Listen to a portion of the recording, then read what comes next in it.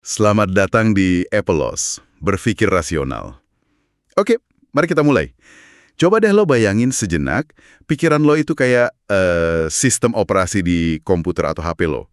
Pertanyaannya, lo itu cuma pengguna pasif yang nerima aja OS bawaan pabrik, lengkap dengan segala bug dan keterbatasannya, atau lo bisa jadi developernya yang bisa nge-tweak, nge-patch, bahkan nge-upgrade keseluruhan sistemnya. Hari ini kita bakal bedah tumpukan materi yang ngebahas soal ini, arsitektur pikiran dan gimana cara membangunnya ulang. Tepat sekali, kita akan lihat gimana pikiran kita itu beroperasi dalam dua mode dasar. Semacam dua OS yang beda banget. Yang satu closed source dan nggak bisa diupdate, namanya fixed mindset. Dan yang satunya lagi, nah ini, open source dan terus berkembang, yaitu growth mindset. Kita juga bakal identifikasi apa ya malware dan bug paling umum yang sering jalan di kepala kita tanpa sadar. Dan ya, gimana cara praktis buat mulai jadi programmer bagi pikiran kita sendiri. Tujuannya jelas kan? Biar lu bisa pegang kendali, nggak cuma ngejalanin program otomatis yang udah terinstal dari dulu, lo yang nentuin mau install aplikasi apa, mau hapus virus apa, dan mau upgrade ke versi berapa. Oke, mari kita bedah ini. Mari kita mulai dari sistem operasinya dulu. Ada dua jenis yang fundamental. Yang pertama, fixed mindset atau pola pikir tetap. Ini kayak OS jadul yang udah nggak dapat update lagi. Keyakinan dasarnya, kecerdasan, bakat, kemampuan, itu semua bawaan lahir. Udah dari sananya. Lo entah jago di satu hal, atau yang nggak sama sekali, titik. Dan OS ini punya user interface yang khas banget. Tombol utamanya itu hindari tantangan. Kenapa tuh? Karena di dalam sistem ini tantangan itu bukan peluang, tapi resiko error.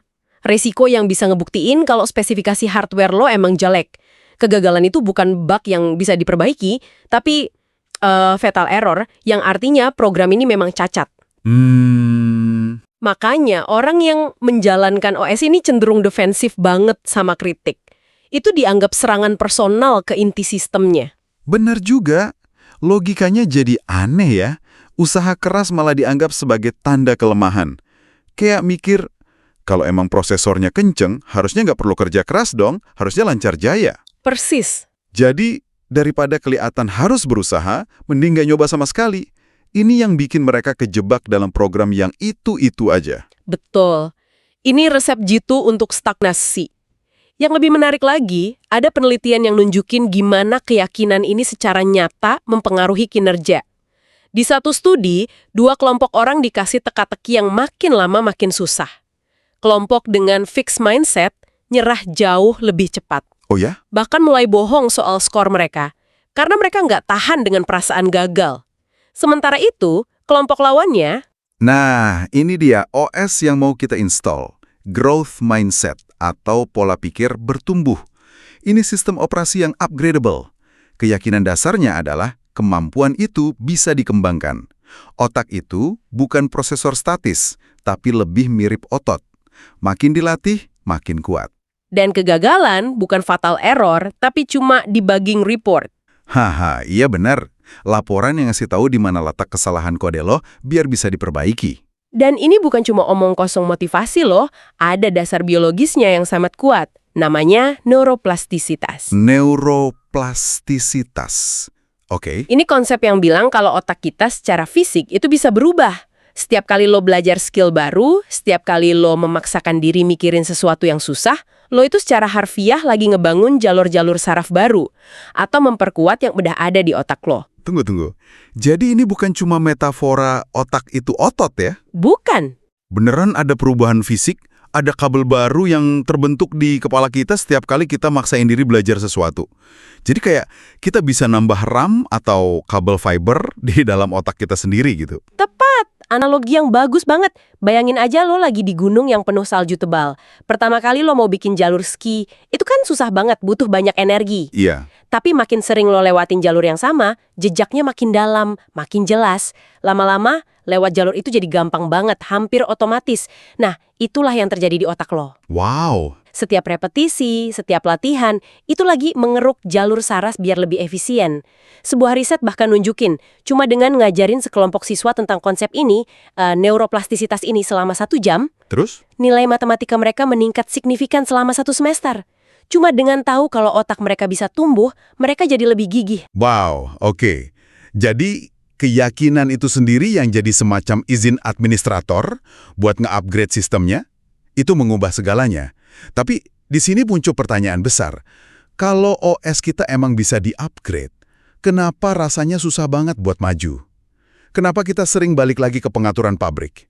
Nah, Berarti, masalahnya bukan cuma di OS-nya, tapi di software yang jalan di atasnya. Kayak ada bug atau malware yang jalan di background dan kita nggak sadar. tepat.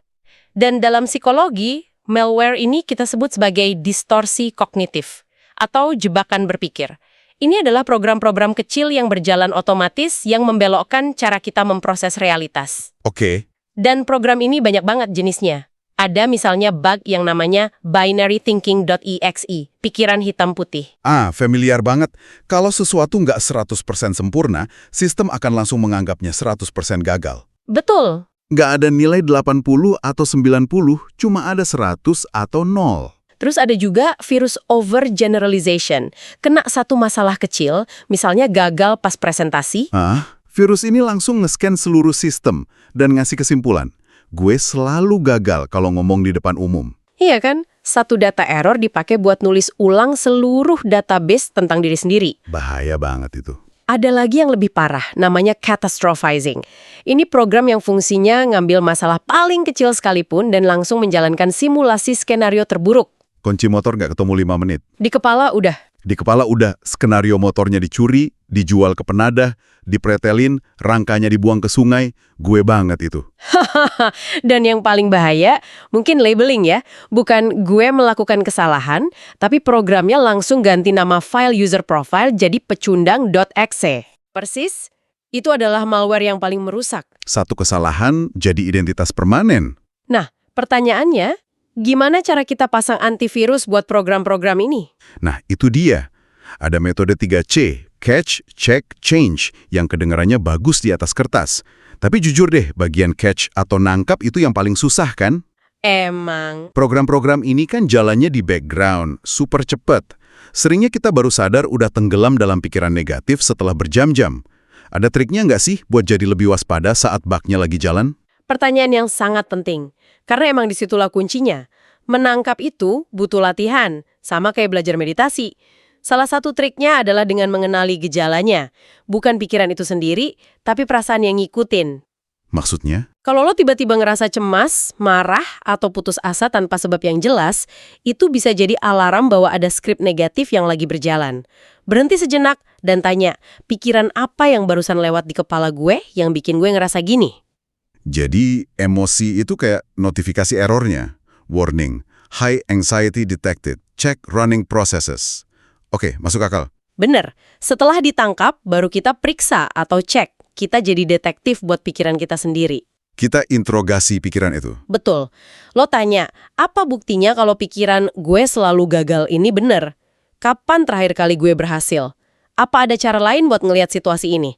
Lo cari bukti yang menyangkal validitas program bagi itu. Oke. Setelah lo sadar kalau pikiran itu nggak 100% akurat, baru lo bisa ubah atau change. Lo tulis ulang skripnya jadi lebih realistis, bukan dari gue selalu gagal jadi gue pasti berhasil. Itu nggak realistis juga. Iya.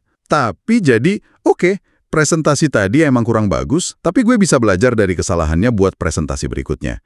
Ini bukan akhir dunia. Ini berlaku juga buat emosi kan? Kadang reaksi emosional kita itu kayak program yang langsung jalan otomatis tanpa izin. Disenggol dikit di jalan, langsung run, anger.exe. Dikritik atasan, langsung execute, baper seharian.bat.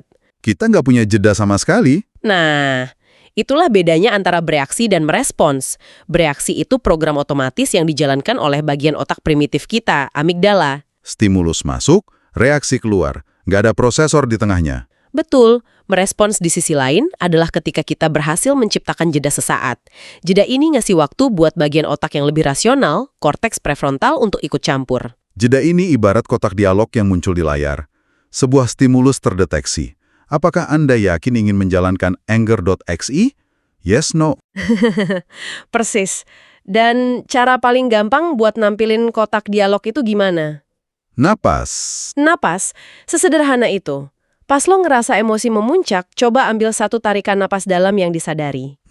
Rasain udaranya masuk, rasain udaranya keluar. Cuma butuh 3 detik.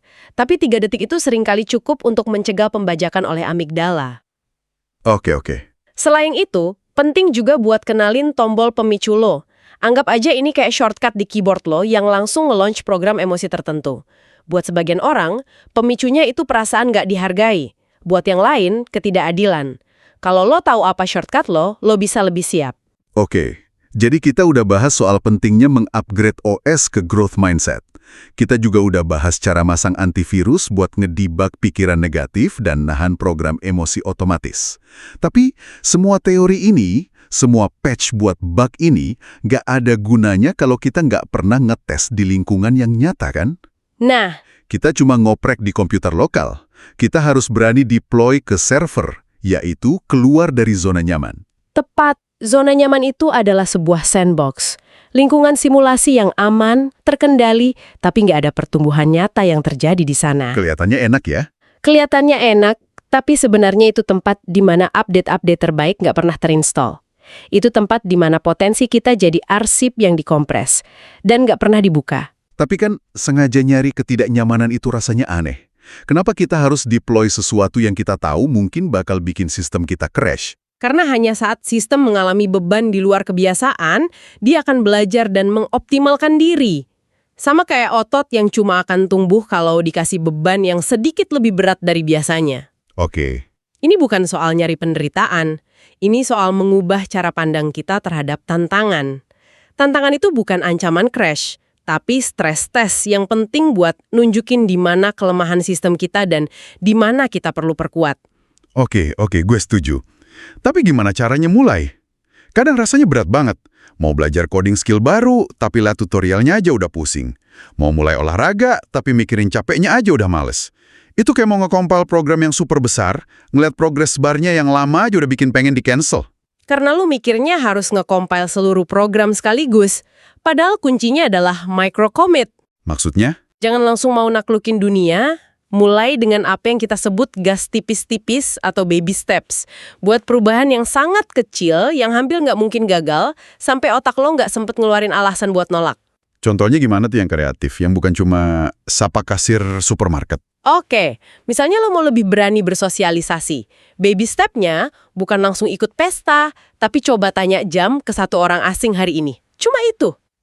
Oke. Atau lo mau lebih kreatif. Coba sengaja pulang lewat rute yang beda total, tanpa pakai Google Maps. Biarin diri lo sedikit nyasar. Wah, menarik tuh. Atau lo mau melatih fokus. Coba duduk diam tanpa HP selama 3 menit. Bukan 30 menit, cuma 3. Tindakan-tindakan kecil ini fungsinya kayak nulis satu line of code yang sukses di-compile. Itu ngasih sinyal ke otak, hey, ternyata ini bisa dijalankan dan sistem nggak crash. Aman. Gue suka itu. Konsistensi di atas intensitas. Satu line of code tiap hari lebih baik daripada nyoba nulis 1000 baris sekali sebulan terus nyerah. Tapi ada satu hal yang masih ngeganjal di gue. Bukannya ada batasan realistis untuk semua ini? Gue setuju kita bisa berkembang. Tapi kerja keras aja kan nggak bisa bikin semua orang jadi atlet olimpiade atau jenius fisika. Di mana batas antara growth mindset dan angan-angan kosong? Itu pertanyaan krusial.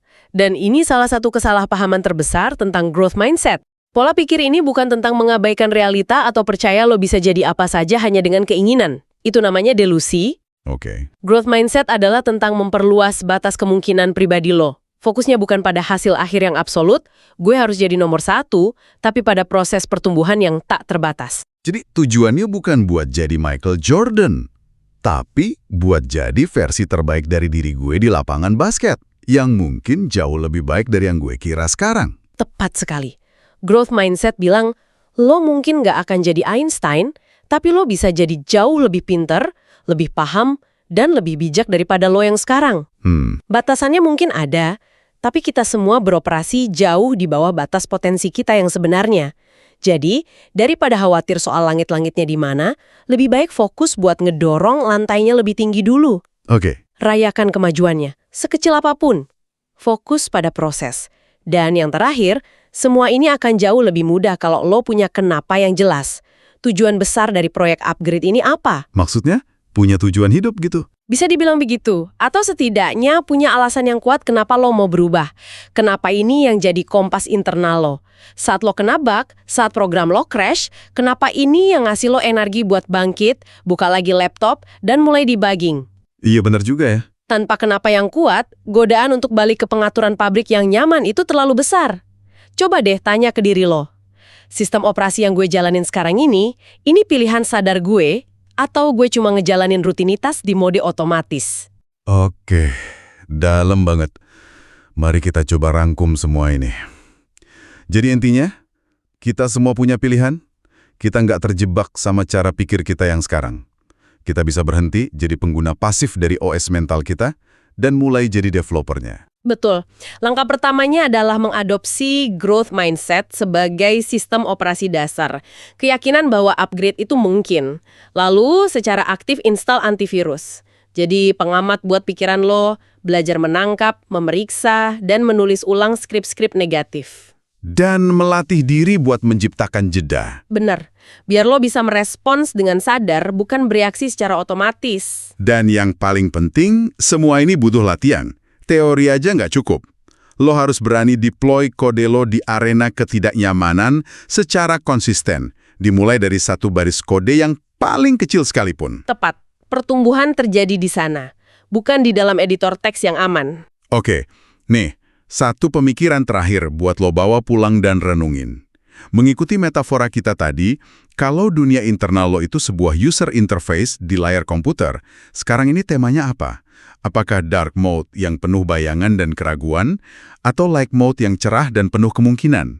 Dan, apa satu line of code super kecil, satu tindakan nyata, yang bisa lo tulis dan eksekusi hari ini juga, buat mulai ngubah style sheet-nya jadi sedikit lebih cerah? Oke, terima kasih udah dengerin. Ketemu lagi di next video.